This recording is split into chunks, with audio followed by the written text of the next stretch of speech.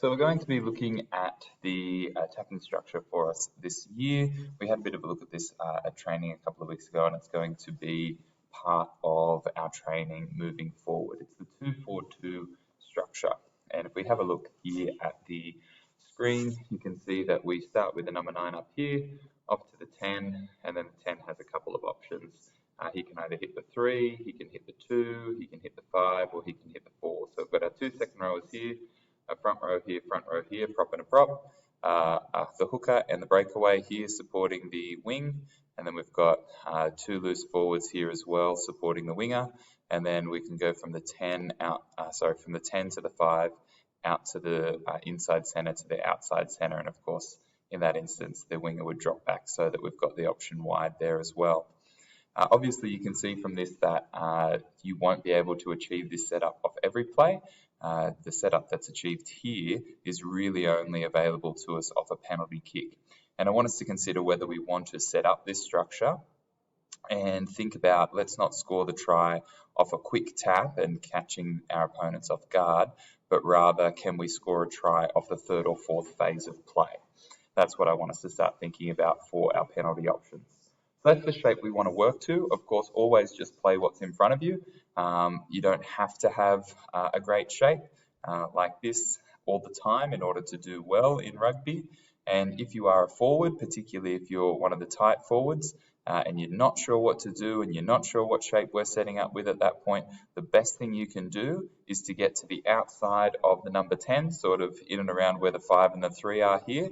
Just get to the outside of the number 10 and just say to whoever's playing 10 at the time, how can I help?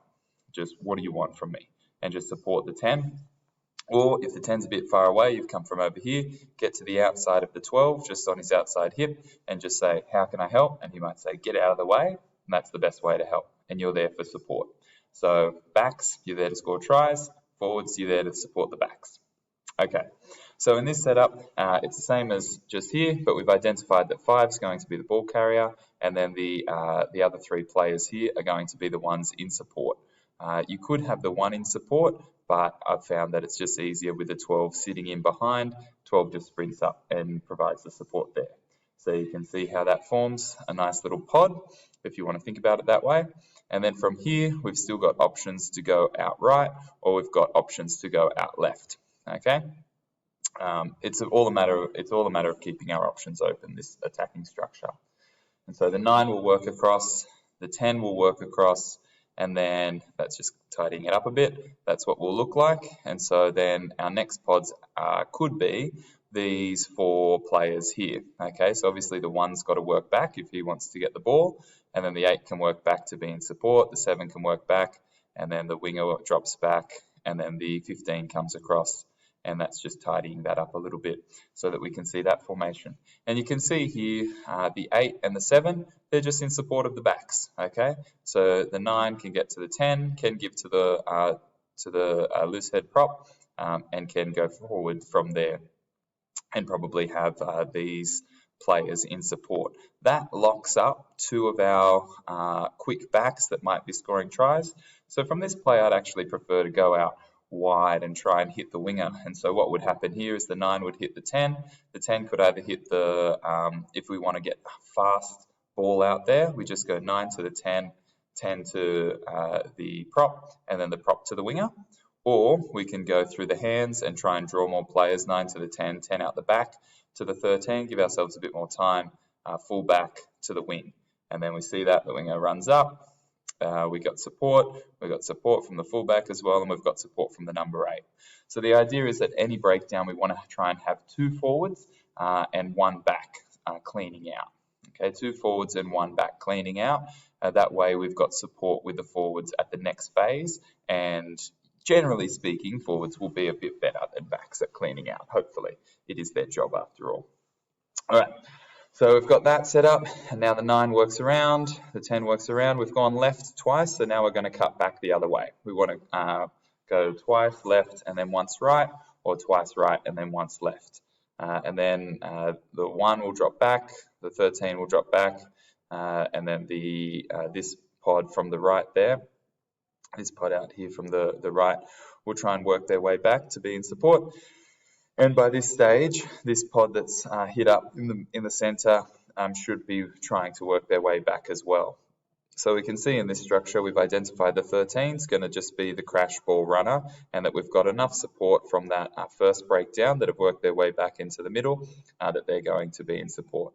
Those players that were in the pod up here, these guys have worked their way back to be out wide, and so we hit right for the first time, 13 runs up. We've got some support there, 3 forwards in this instance, so not ideal, but that's what we've got. And then we hit the ball up, and then we work our way across our 2 halves, and then we'll see we've got another pod getting ready to be set up here. Again, just 1 out from the 10. So no, not the best that we've got, but we've got a forward out here, or 2 forwards out here, and the winger. That's from our 2-4-2 structure. These are the 2 forwards that would have been out wide, and here's a winger that would have been out wide. So the 12 runs up, and then we've got the support in there. Okay, and then our previous pod from up here, they'll work their way back. Okay, and then the 9 comes across, and then the 10s are all ready to cut back the other way. So you can go twice one way and then twice back the other way. And the idea is that we're trying to work back to this shape, so that the left-hand side of the field, sort of that A side of the field, then B, the middle of the field, and C, the right-hand side of the field, whichever part of the field we go to, we've always got support from at least 2 forwards. Okay, so from here in this attacking structure, the 9 hits the 10, and then the 10 can hit the 3, the 2, the 6, we can hit the 5, and then the 5 hits the 4, and the 4 hits the 1, or we can hit the 5 goes out the back to the 12, or if we've got a good pass, and the 12 maybe comes up just a little bit, the 10 can hit the 12 straight away, and we can go straight out the back, and these 3 can drop back and get in support, and we can hit out wide. Okay, so there's lots of options for us, but for now we're just going to work on having the shape and really just play what's in front of you and expect that there will be someone in support. If you see a gap and it's out wide, get the ball out wide, shift it out wide, hit a flush ball. If you see a gap in front of you, run a nice little aces underline, okay? And that's it for this one.